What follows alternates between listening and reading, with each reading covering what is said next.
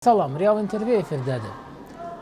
Dinlərarası dialoq bugün dünyanın bir sıra ölkələri, xüsusilə Avropa üçün mühüm əhəmiyyət kəsb edən prinsiplərdən birinə çevrilib və dinlərarası dialoq, əlbəttə ki, mədəniyyətlərarası dialoq ilk növbədə bugün müxtəlif münaqişələr yaşayan dünyamız üçün əslində bir çıxış yollarından biridir və təsadüfi deyil ki, elə bu yaxınlarda Strasburg prinsipləri qəbul edildi və bildirildi ki, insan haqları ümumiyyətlə insan haqlarının təməli etiqad azadlığından keçir.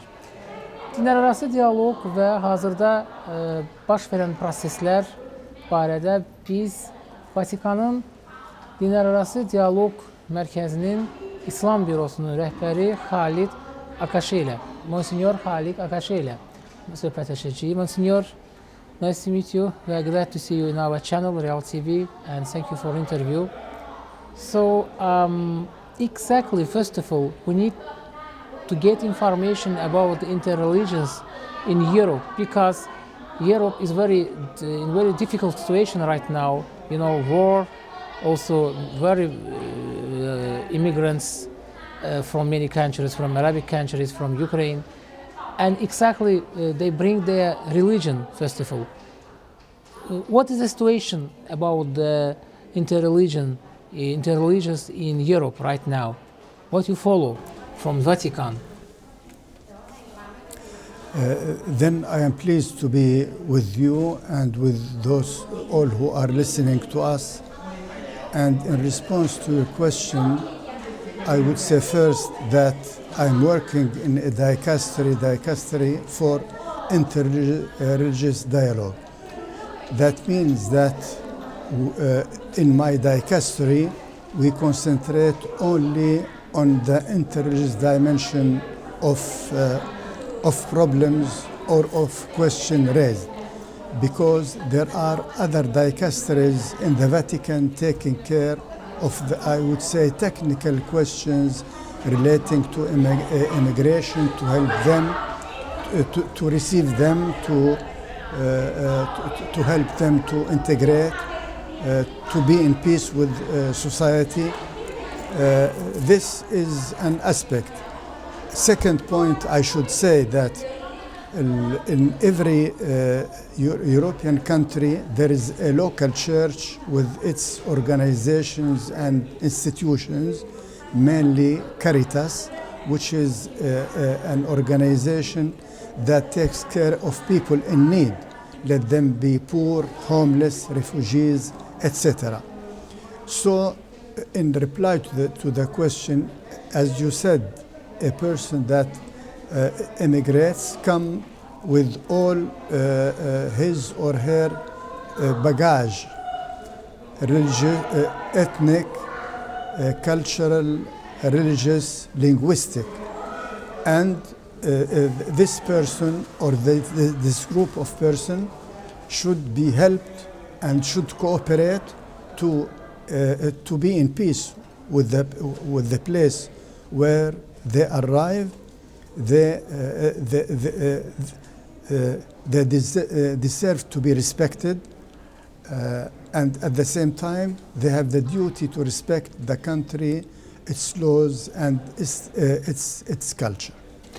So many years ago, Europe and many countries of the world afraid Islamic fundamentalism. What happened today? If this approach changed and we see new horizons because interreligious center, you said, Dikastery from Vatican doing something exactly. But is this approach change? Because many years ago, Islamic fundamentalism, it was the main point which Europe afraid. But what happened right now? First remark to your question that the situation varies from a country to another country. Yes, they have different depend on countries, yes? Yeah. Position. And the second point that not only Europe is afraid from fundamentalism, extremism, radicalism that lead to violence, but also Muslim and Arab countries are afraid from the same phenomenon, then it is a global threat. And the phenomenon of extremism needs to be affronted by all: education, families, religious leaders, schools, media, state. Obvious also that there is security force. Security itself is one of the main issues. All need to put hands in hands to counter this phenomenon, and also to help the person that has been deviated to become a normal person, a wise person, a respected person in the society where this person arrives, or in its original country. So, is the Vatican give benefit to fix the conflicts? So, one of them, you remember when we were in Vatican a few months ago, Azerbaijan delegation, I mean, and well, many representatives, official representatives of Vatican said maybe we will host it dialogue between Armenia and Azerbaijan. It was the statement from the representatives of Vatican. Similarly, conflicts, not just Armenia and Azerbaijan. Is the Vatican ready to be moderate in the conflicts between two sides, and give benefit for the fix of problem? Yeah. Then the right dicastery to reply to your question is the second section of the Secretariat of State, which takes care of the relations of the Holy See with the states and international organizations.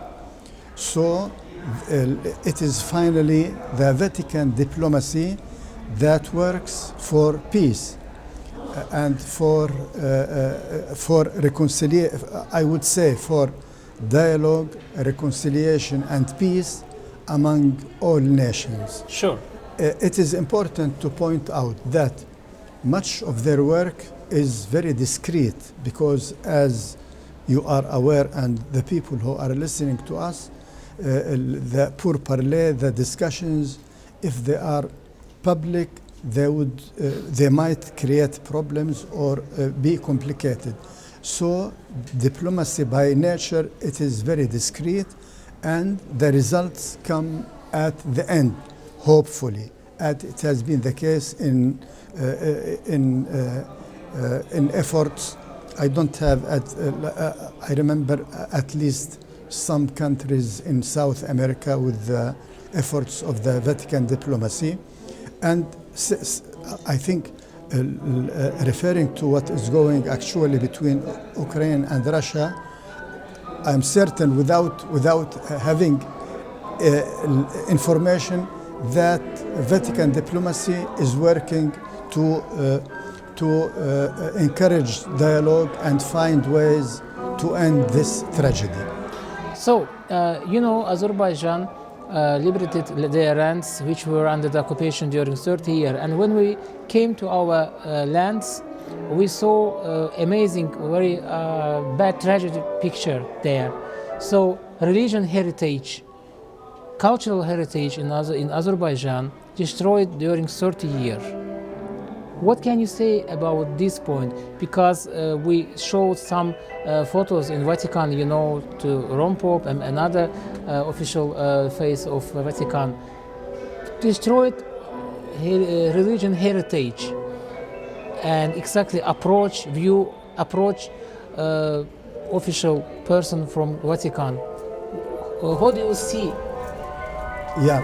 How do you comment this process? Let me reply with general rules. General rules is that also in war there are rules that should be respected, and I do not have how to say, direct information to be able to reply to your precise question. Exactly. Besides, But it's a description for similar conflicts, but it's one of the original. And I repeat that my competence is not politics. Not politics. Yeah. As a religion. Let me say that obvious it is a human and also ethical issue that the artistic, religious, monumental heritage of any nation, of any religion should be respected. Exactly. And this is a principle that that helps, I think, coming to closer positions and to find solutions, because destruction in itself is bad, regardless of who is destroying, what is destructed, for whom it is. Destruction is bad. Voila. And in my speech I insisted on respect, and I also spoke of respecting cemeteries, places of worship, sanctuaries, religious symbols, founders of religions. Then this applies to all without entering in details on a situation I do not see by my eyes. Well. So, and my last question, what we can see in future develop, in case develop of interreligious dialogue? We have a good news in future to develop, I don't know, and exactly efforts of Vatican and other countries will benefit and develop this process, or we have some problems which not we fix yet. Yeah, then either we have problems in dialogue or we do not have problems, either we have difficulties or not have difficulties. Dialogue is necessary. Okay. And it should continue, and I guarantee you that the Holy See will continue dialoguing with every person, every community of goodwill. And one last question, sorry, it is additional. So in Azerbaijan, many people living together many centuries, you know, and Jews, Christians, Muslims. How would you comment this model? Because I am Azerbaijanian, but I don't ask about nationality to another people, another person which living with me, my neighbor, and another persons.